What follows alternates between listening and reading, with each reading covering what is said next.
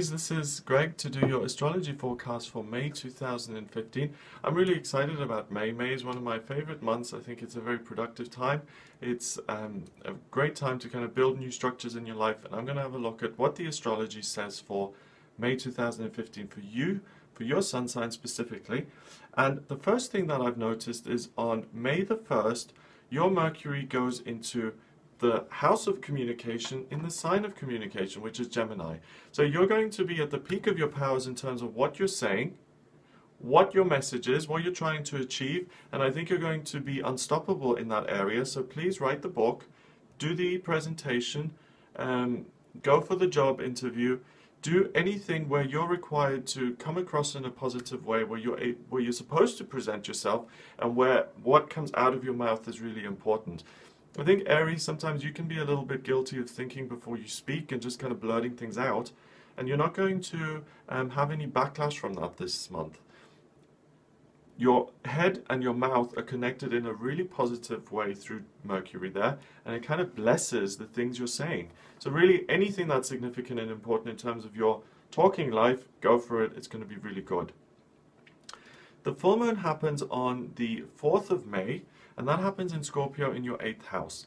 Now, Scorpio is the sign of intensity and wanting things, wanting to have control over certain things. And this full moon is a blossoming and a coming to life in your 8th house.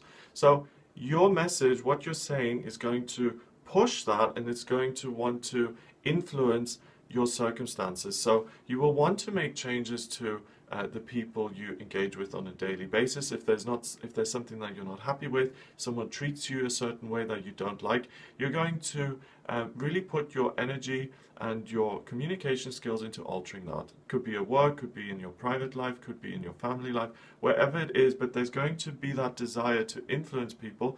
I think this is positive because you're willing to work with people, and you're willing to work so that the relationship can become better. So you're being really constructive in that. So if you get that feeling and that's not something you're used to, then please go with it. You're doing it for the right reasons, and you can trust your guidance and your intuition.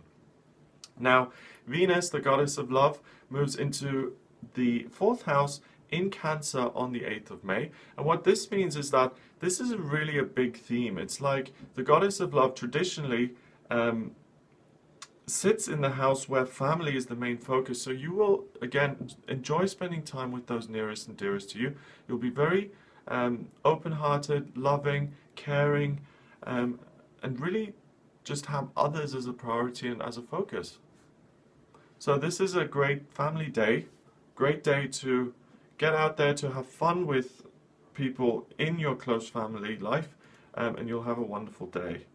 Now, Mars, the male principle, so kind of the pushier, harsher, more demanding side of yourself or the universe and how this is going to influence you, that goes into Gemini in your 3rd house as well on the 12th of May. So your message now becomes a little bit more pushy, and whereas you were kind of compromising before and gently influencing situations and people in your life, I think you're going to stop being so polite about that, and you're really just going to say, hey buddy, this is what I want, okay? And if you're not willing to listen to me, then so you're going to become very clear on what it is you want and what you need.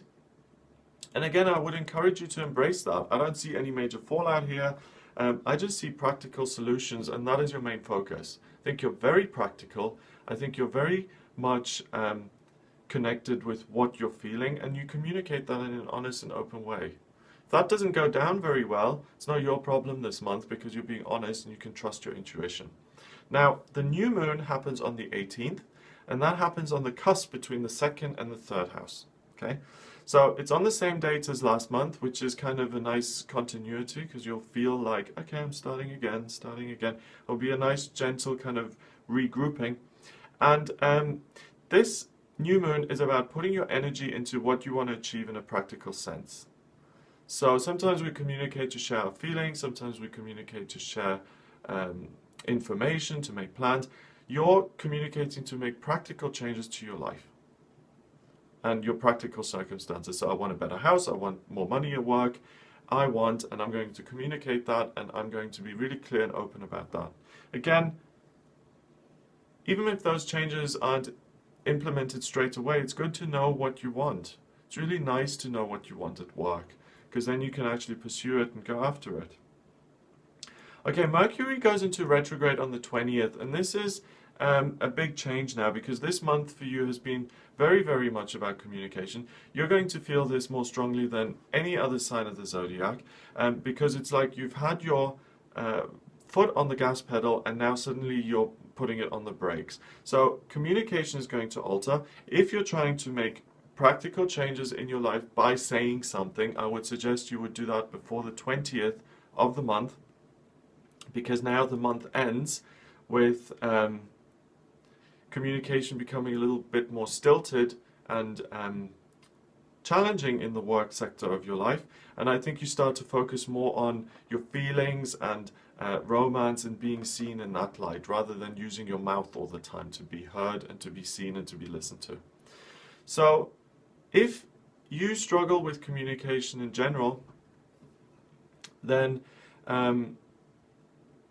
and you find that it has got a little bit better this month, but still you would like to figure out what your message is, what you would like to communicate, what to write your book about, what to plan your working life as, and you're not clear and you would like some guidance, then please get in touch with me for a private reading. Just go to gregoryscott.com and look at the readings tab to see what kind of readings I offer.